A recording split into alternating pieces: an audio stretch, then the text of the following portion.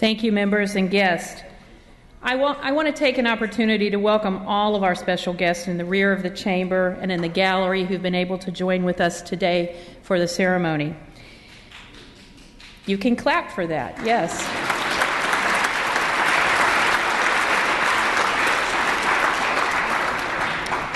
I'm pleased to be joined here with the President Pro Tem of the Senate, Senator Kevin De Leon, and at this time, we welcome Assemblymember Medina to come forward to introduce our keynote speaker.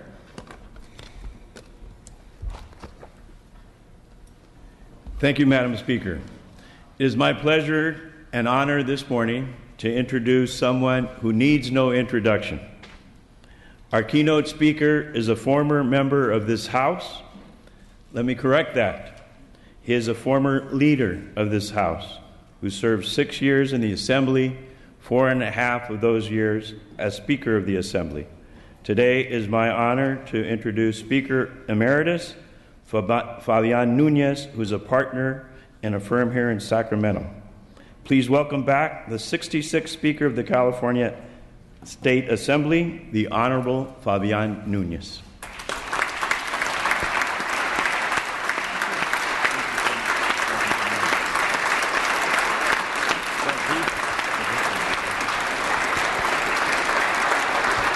Thank you very much.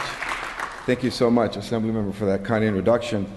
Madam Speaker, Mr. Pro Tem, I would say it's been a while since I've been at this podium. It feels pretty good over here. Yes, it does. But I will say that, again, it's an honor and a privilege to be here in the Assembly.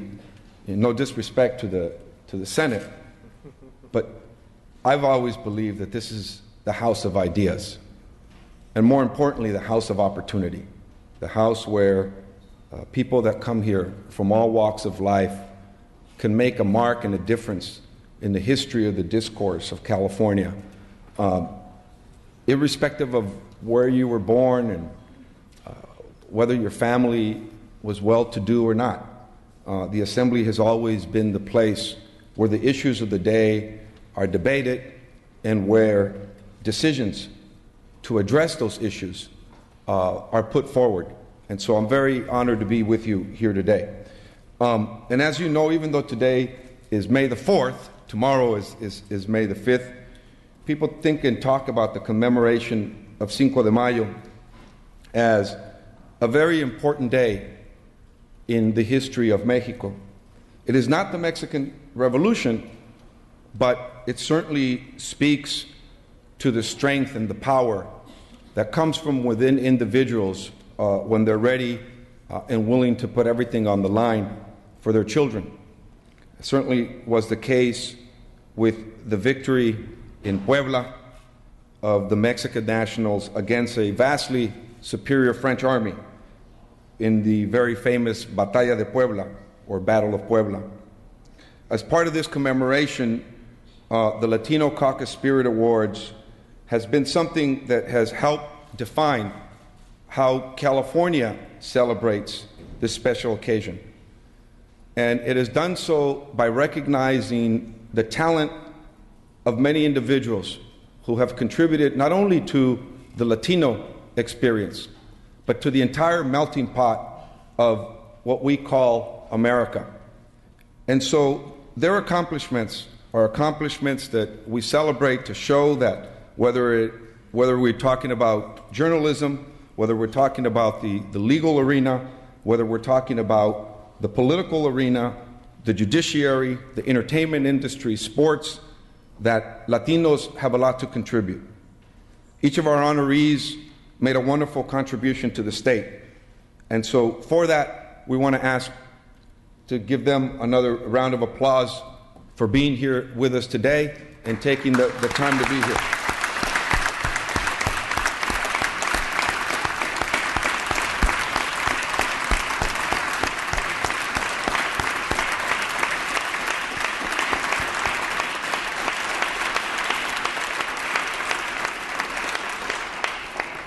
Now, this is the 13th time that the Latino Caucus presents the Spirit Awards to noteworthy members of this community, and every person that's honored on this floor is honored with the utmost respect and has contributed to the great tapestry of California life.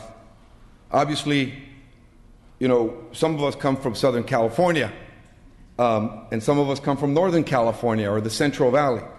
But nonetheless, we all come together here. So from the recent arrivals to Latinos who have called California home long before this state was part of the Union, the history of the Latino community is the history of California.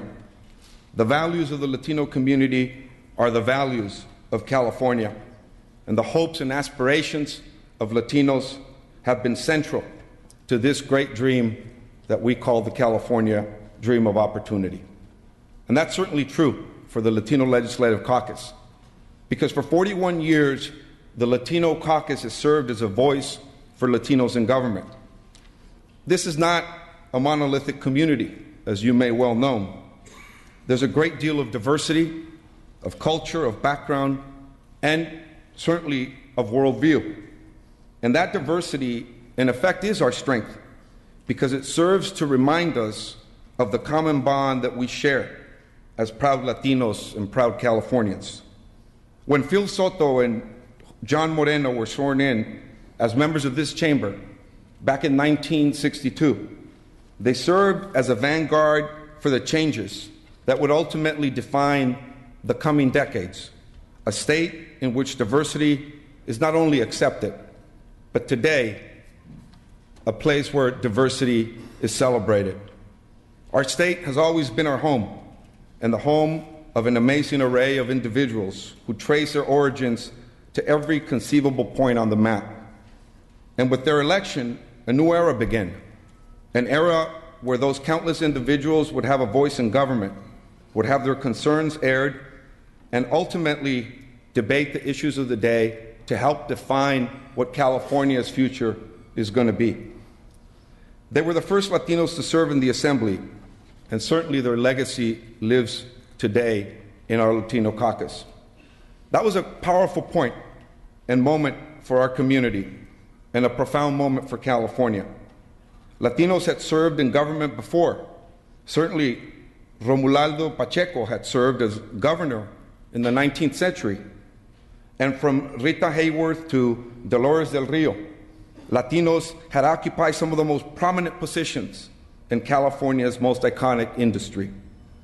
But the founding of the Latino Caucus was a symbol that as a state so intrinsically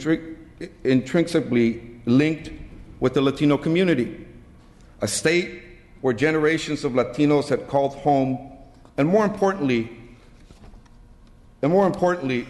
a state that had fallen from its founding days to a future in which the voices of the Latino community would finally be given its own expression. The aspirations and hopes of the Latino community would take place central to the aspirations of every Californian. And this is why the famous Greek philosopher Aristotle once said, "If liberty and equality are to be attained in a democracy, they are best achieved when all alike participate in government to the utmost." And that is what the Latino Caucus represents: liberty, equality, acceptance, and inclusion. In the 41 years since 5 assembly members came together to form the Latino Caucus, this place has formed and thrived. We have seen our ranks swell to over 86 members in those 41 years, 24 members serving under this dome today. We have helped shape California in an era of unprecedented change. The California we live in today would have been unimaginable to Phil Soto and to his contemporaries. And clearly, not only because of the demographics, but rather because of inclusion. Because the Latino Caucus and the other sister caucuses, the API Caucus, the Black Caucus, and the LGTB Caucus, have institutionalized a voice for everyone in government. The diversity we see in this chamber is the most powerful legacy of Phil Soto's election and the creation of the Legislative Caucus. And for the last year, the legacy has been zealously strengthened and preserved by our current chairman, Assemblyman Alejo, who's reached out to many former legislators to say, come back and be part of the Latino Caucus. And certainly the co-chairman, Senator Wessel. So I've been honored to work with Assemblyman Alejo during his time here. I know that as the chairman of the Latino Caucus, he serves with distinction, and he recognizes that in order to be more effective, the Latino Caucus has to take on the challenge of fighting to preserve the dignity of an entire community. He has engaged with other members to strengthen our approach to policy by ensuring that the diversity of opinion within our ranks is allowed and that it flourishes. Having said that, I can say that the symbol, the powerful symbol of the spirit of inclusion and acceptance that is the Latino Caucus and the other caucuses and what they represent, and reflects on the broader spirit of inclusion and diversity that forms the foundation of the California dream.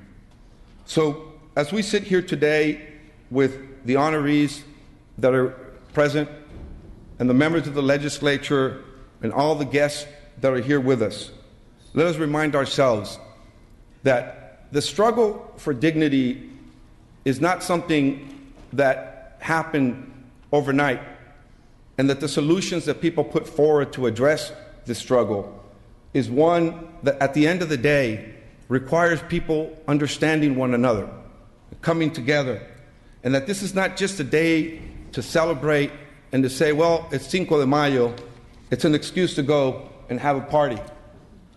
It's Cinco de Mayo, the Latino Caucus said, this is when we're going to highlight the contributions of Latinos who have done so much to fortify the value of California.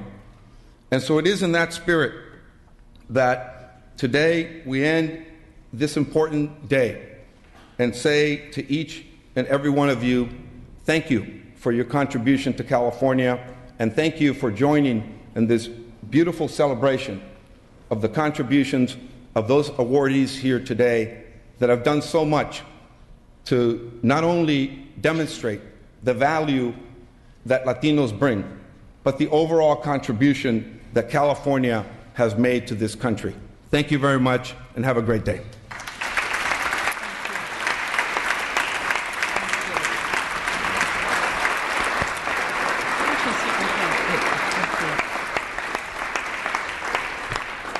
Thank you so much, Speaker Emeritus Nunez, for the honor of your presence and for your words here today.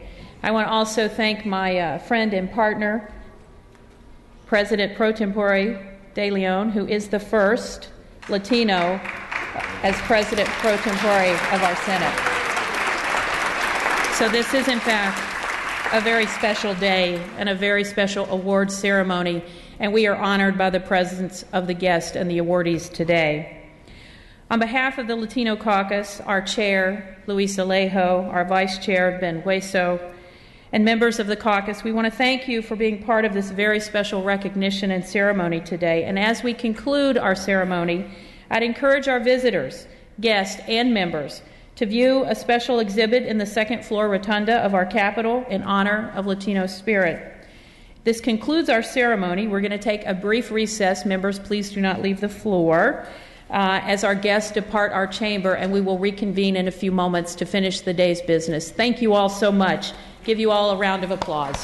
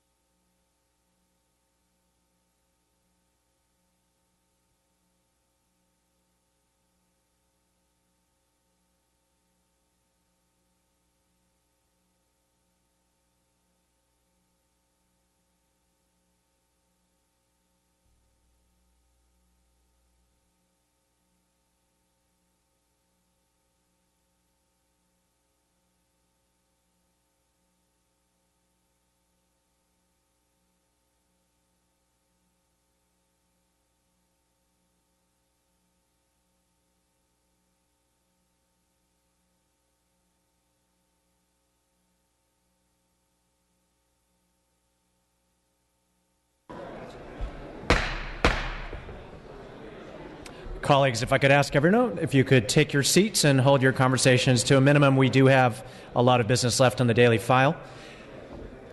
Why don't we first go back to guest introductions? I'd like to recognize Mr. Hernandez from his desk. Mr. Speaker and members, I have the pleasure of introducing my brother, Gil Hernandez. Gil's a decorated officer with the Santa Ana Police Department. In 2011, Gil received the Chief's Award for his work on the Santa Ana Strike Force for his demonstrated bravery. Prior to that, in 2008, received the Medal of Valor Award. In 2006, Gil was engaged in a firefight with Oscar Gallegos, who was wanted for attempted murder of 2 police officers, along with several other violent crimes. Under heavy fire, Gil was triumphant in neutralizing the suspect, saving the lives of members of his unit and the community. Gil's bravery and heroism are an inspiration to me and my family. Members, please join me in welcoming my brother, Sergeant Gil Hernandez, to the Assembly floor.